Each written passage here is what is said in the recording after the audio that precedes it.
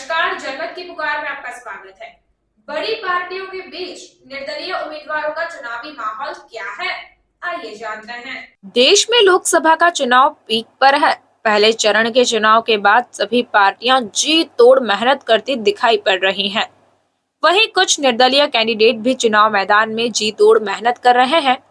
बिहार के कटिहार सीट पर माहौल की बात करें तो जहां दो बड़ी पार्टियों के प्रत्याशी अपनी अपनी जीत का दम भर रहे हैं, एक दूसरे की कमियां और खूबियां गिनवाने में लगे हुए हैं, वहीं कटिहार के निर्दलीय प्रत्याशी खालिद मुबारक भी चुनाव में अपने जोर आजमाइश में लगे हुए हैं।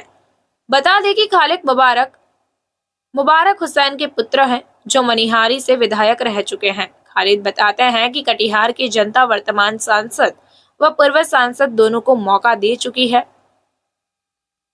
दोनों ने ही जनता को ठगने का काम किया है।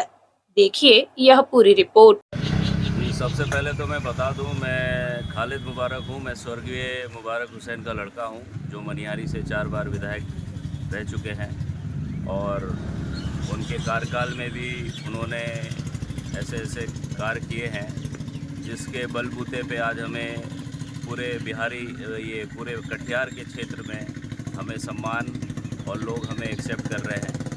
और जहाँ तक मुद्दों की बात है, मुद्दों में ये कहूँ कि जैसे सबसे पहला मुद्दा है, ये पलायन का मुद्दा होता है, जिसमें लेबर के बारे में बात की जाती है। तो लेबर जो है हमारे यहाँ से पलायन करते हैं, बाहर जाते हैं, काम करते हैं, लेकिन उसमें गवर्नमेंट की तरफ से कुछ एक इंसेंटिव नहीं है। और वहाँ पे क्या है कि एक मिनिमम वेज होना चाहिए गवर्नमेंट की तरफ से हमारे लेबर के लिए, क्योंकि ये बिहार जो है, ये बिहार पूरा लेबर का भरमार है। और अगर दूसरे स्टेट के साथ टाइप्स हो जाएगी तो हमारे लेबर के लिए एक अवेलेबिलिटी होगी काम की। तो जब तक ये चीज़ इस तरीके से अगर गवर्नमेंट नहीं कर पाती है तो हमारे लेबर ऐसे ही बेरोज़गार घूमते रहेंगे। और दूसरे मुद्दे हैं कि एजुकेशन के बारे में जो हमने देखा है, पढ़ा है, तो उसमें ये दिख रहा है कि सिर्फ 3 से 4% आप लोग जो है जीडीपी का यूज़ कर रहे हैं, जिसमें कि कम से कम 15% उसमें यूज़ करना चाहिए बिहार को। वो चीज़ हो नहीं पा रहा है। और ये सब चीज़ है, ये ऐड करती है एजुकेशन में। जब तक लोग पढ़े लिखे नहीं होंगे, शिक्षित नहीं होंगे, तो ये देश कैसे आगे बढ़ेगा। जज आपके सामने अभी चुनाव में हैं, उनके बीच में आप अपने आप को कहाँ पाते हैं?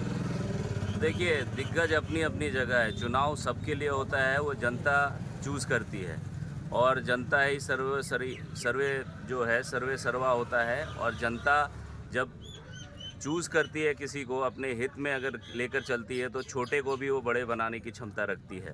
तो हम तो हैं, फील्ड में हैं, लोगों से लड़ रहे हैं। और जहाँ तक दोनों दिग्गज का सवाल है, तो आप ही देख लीजिए, 5 बार तारिक साहब बने हैं, तो उन्होंने क्या किया कटिहार के लिए। एक बार आपके दुलाल जी को लोगों ने समर्थन दिया, तो उन्होंने उनके लिए, पब्लिक के लिए क्या किया।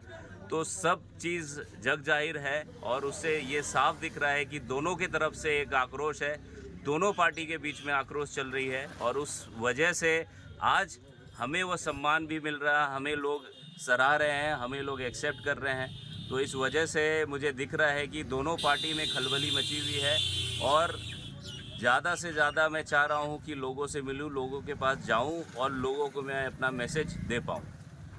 तो अगर आप जीतते हैं जी, तो मतलब विकास के लिए क्या क्या आपने सोच रखा है कि हम कटिहार के लिए ये काम करेंगे?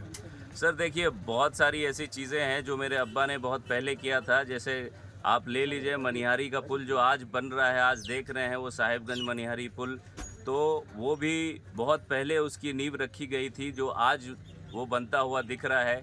इसी तरह बहुत सारे और भी जगह हैं, जैसे आप देख लीजिएगा काढ़ा गोला पुल है, वहाँ पे भी बहुत सारे दिक्कत हैं, बहुत लोग वहाँ पे पीड़ित हैं।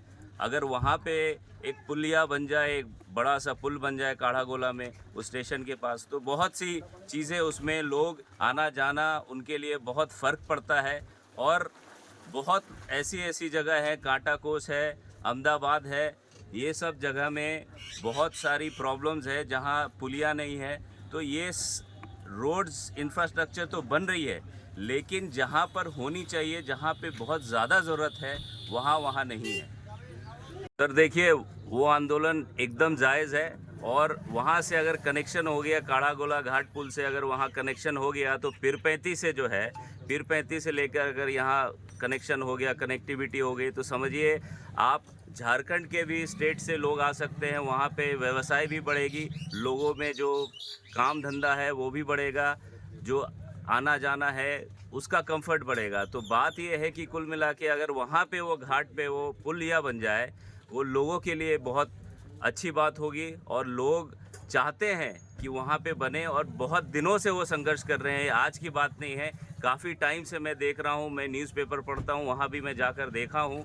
तो मैं काड़ागोला वासियों को मैं अपने तरफ से मैं कहना चाहता हूँ कि अगर आप लोगों ने मेरा साथ दिया तो इंशाअल्लाह हम भी आपके लिए सेवा करने के लिए तत्पर हैं, और हम चाहेंगे आपकी सेवा हम लोग करते रहें। जिस तरीके से मेरे अब्बा ने पूरे कटिहार में, पूरे सीमांचल में एक सेवा भाव से करते करते इस दुनिया से चले गए, मैं भी चाहता हूँ कि मैं अपने अब्बा के कदमों पे चलते हुए अपने लोगों का जो काम है वो पूरा करूँ।